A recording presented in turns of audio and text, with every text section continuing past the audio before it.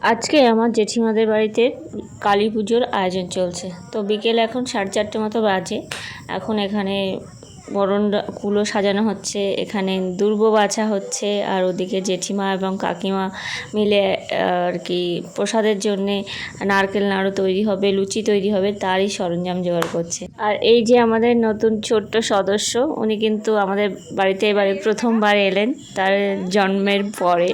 তো সবাই আমরা খুব খুশি তাকে নিয়ে, সে বেশ কোলে কোলে ঘুরে বেড়াচ্ছে। আর এখানে তার বাবার কোলে উঠে হাতটা ঠিক মুখের মধ্যে দিয়ে আছে।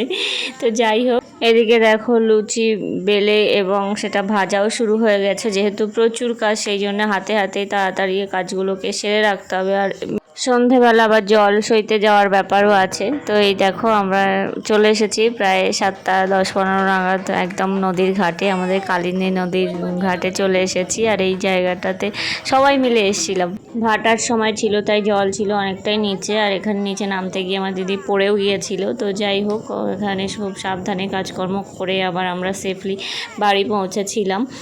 আর এবারে আমাদের বাড়িতে পুজো উপলক্ষে 2জন নতুন সদস্য এসেছে।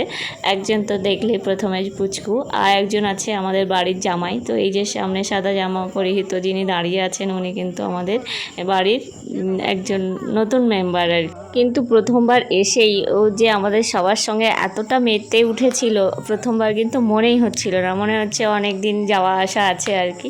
তো আমরা খুব আনন্দ পেয়েছি ওর সাথে মিশে, আশা করছি ও আমাদের সাথে মিশে খুব আনন্দ পেয়েছে। ওর নাম হলো রোহন, আর আমার ছোট পিসির হলো মেজো জামাই।